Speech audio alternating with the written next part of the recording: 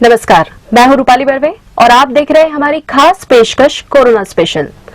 आज के कार्यक्रम में हम बात करेंगे बाबा रामदेव की कोरोना को ठीक करने वाली दवा कोरोनिल की। क्या पतंजलि की यह दवाई वाकई कारगर है या फिर बाबा का दावा हवा हवाई है? कोरोना कालखंड में पूरी दुनिया में दहशत का माहौल है। संक्रमितों का आंकड़ा भी 1 करोड़ के पार पहुंच चुका है। वहीं मौत का आंकड़ा 5 लाख के करीब है। दुनिया के कई देशों में वैक्सीन पर ट्रायल चल रहा है, लेकिन फिलहाल सफलता किसी को भी नहीं मिली है। ऐसे में पतंजलि की कोरोनिल का सामने आना सबको चौंकाता जरूर है। इंदौर में कोविड अस्पताल चोइथराम के डॉक्टर आनंद सांगी बाबा के दावे पर सवाल तो उठाते हैं, लेकिन साथ ही यह भी कहते हैं कि यदि इस दवाई से कैटेगरी 3 और 4 के मरीजों में सुधार हुआ है तो यह मील का पत्थर साबित हो सकती है। लेकिन जब तक यह साबित न हो जाए तब तक ठोस इलाज का दावा सही नहीं। नमस्कार दोस्तों, मेरा नाम डॉक्टर आनंद सांगी है। मैं चोइथराम हॉस्पिटल के department of critical care medicine के हेड ऑफ द डिपार्टमेंट के पद पर कार्यरत हूँ।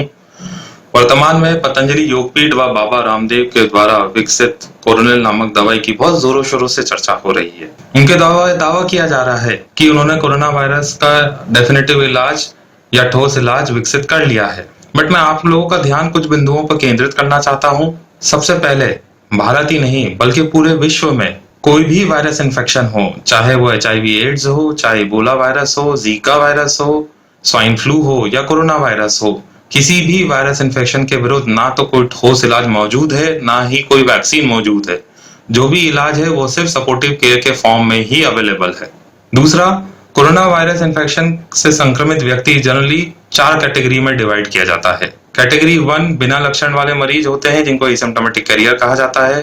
कैटेगरी 2 वाले मरीजों को मामूली लक्षण होते हैं, जैसे सर्दी, जुकाम, बुखार, बदन दर्द, सर दर्द। ऐसे मरीजों का इलाज घर पर रहकर ही हो जाता है, उनको अस्पताल की जरूरत ही नहीं होती है।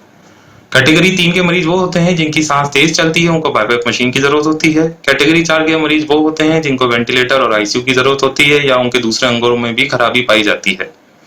अब हमें यह समझना होगा कि पतंजलि योगपीठ के साइंटिस्टों के द्वारा यह दवाई किन श्रेणी के मरीजों को दी गई है। अगर यह दवाई कैटेगरी 1 या कैटेगरी 2 के मरीजों को दी गई है तो उनके द्वारा यह दावा करना सरासर ही गलत है, क्योंकि ऐसे मरीजों को किसी दवाई की जरूरत ही नहीं है, ना ही अस्पताल की जरूरत है। वो अपने आप ही सपोर्टिव केयर से ठीक हो जाते हैं। हाँ, अगर यह कैटेगरी 3 या 4 के मरीजों को, जो कि सीवियरली क्रिटिकली इल हैं, ऐसे मरीजों को दी है और उसके द्वारा दवाई के द्वारा अगर इन मरीजों में सुधार पाया गया है तो डेफिनेटली यह दवाई एक मील का पत्थर साबित होगी।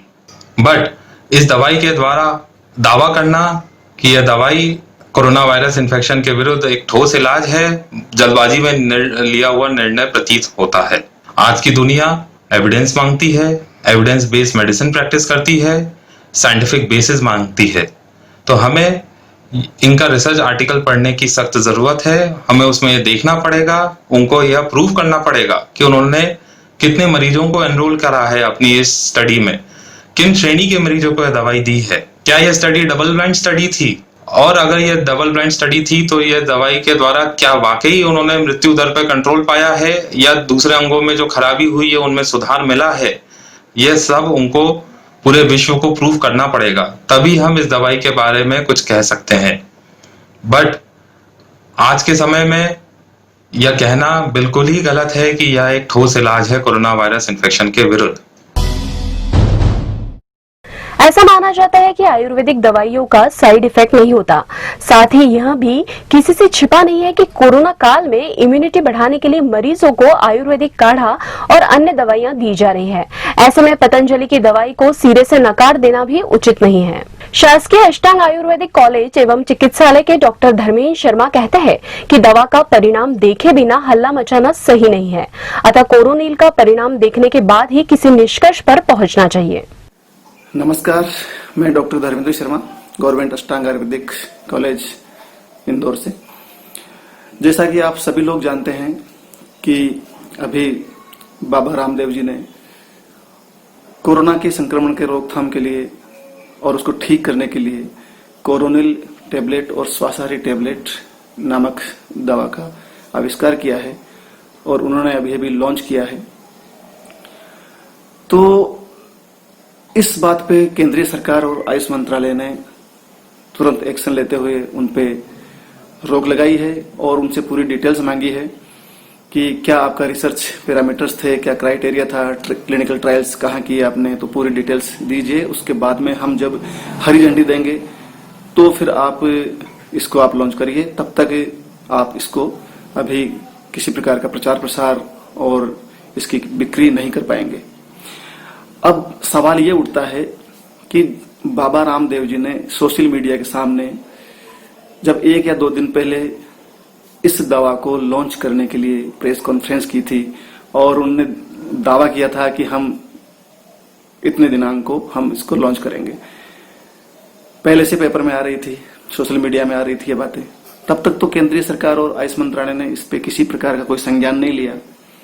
लेकिन जैसे ही दवा लॉन्च हुई, मीडिया में हल्ला मचा, तो एक वर्ग विशेष या दवा माफिया मान सकते हैं या कोई इंटरनेशनल प्रेशर मान सकते हैं या हो सकता है आयुर्वेद के प्रति कुछ संकुचित सोच रखने वाले, विद्वेषपूर्ण भावना रखने वाले ऐसी लोग है, उन्होंने तुरंत इस पे एक्शन लिया और उन्होंने शोर मचाया कि बैन होनी चाहिए, रोक लगनी चाहिए इस पे।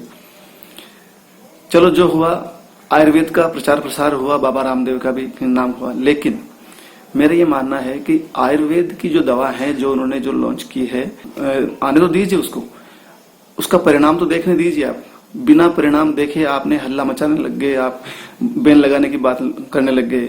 जब कुछ दिन पहले जो एक कंपनी ने, एलोपैथी कंपनी ने एक फेविफ्लू नाम से एक दवा निकाली थी, तब तो किसी ने कोई सबूत नहीं मांगा कि क्या क्लिनिकल ट्रायल है और क्या इसकी विश्वसनीयता है। तब किसी मंत्रालय ने या किसी सरकार ने या किसी लॉबी ने किसी भी तरह का सवाल नहीं उठाया। लेकिन जैसे ही आयुर्वेद के नाम पे कोई दवा आई तो उसके खिलाफत करने वाले हजार लोग, लाखों लोग खड़े हो गए। जबकि सब जानते हैं कि आयुर्वेदिक दवाएं एक निरापद औषधि होती है, किसी प्रकार कोई साइड इफेक्ट नहीं होती है और लाखों करोड़ों लोग इससे लाभान्वित हो रहे हैं। अभी लॉकडाउन के पीरियड में भी लाखों करोड़ों लोगों ने त्रिकुटु काढ़ा और संसमनी बटी अणु तेल का प्रयोग किया और वो अपने आप को काफी स्वस्थ महसूस कर रहे हैं। वो खुद भी मानते हैं इस बात को। लेकिन कहीं ना कहीं राजनीति चल रही है ये। और मैं, जहां तक मैं आयुर्वेद का एक स्नातक होने के नाते, एक आयुर्वेद का एक विद्यार्थी होने के नाते, मुझे तो बहुत खुशी हुई है। मैं तो इस बात को मानता हूं कि कहीं ना कहीं ये दवा कारगर है। लेकिन अब जब बाहर ही नहीं आएगी, बिक्री नहीं होगी, लोगों तक पहुंचेगी नहीं, कि तो उसकी विश्वसनीयता कैसे सवाल उठा सकता है। इसलिए मैं फिलहाल मैं एक आयुर्वेदिज्ञ होने के नाते मैं बाबा रामदेव जी के साथ हूं और मैं चाहता हूं, सरकार से भी ये अनुरोध करता हूं कि आप उस दवा को आप क्लिनिकल ट्रायल या आप आने दीजिए। और क्लिनिकल ट्रायल क्या, जब हल्दी का क्या क्लिनिकल ट्रायल करेंगे, गिलोय का क्या क्लिनिकल ट्रायल करेंगे, आप अश्वगंधा का क्लिनिकल ट्रायल करेंगे। हजारों लाखों सालों से ये जब आ रही है दवा, पूरी दुनिया ले रही है, किसी प्रकार का साइड इफेक्ट नहीं हुआ, तो क्यों इस पे किस प्रकार का क्लिनिकल ट्रायल। इसलिए आयुर्वेद अपनाइए। मेरा तो यही मानना है। लोगों को भी आत्ममंथन करने की आवश्यकता है कि आप आयुर्वेदिक पद्धति को भी आप अपनाइए, इस पे आप विश्वसनीयता रखिए अपनी। यह भी सही है कि पतंजलि की कोरोनिल के विज्ञापनों पर सरकार ने रोक लगा दी है। कई राज्यों में दवा की बिक्री पर भी प्रतिबंध लग गया है। साथ ही कथित तौर पर ट्रायल में शामिल निम्स ने भी पल्ला झाड़ लिया है। इस सबसे तो ऐसा ही लगता है कि फिलहाल तो बाबा का दावा और दवा दोनों ही झमेले में फंस गए हैं।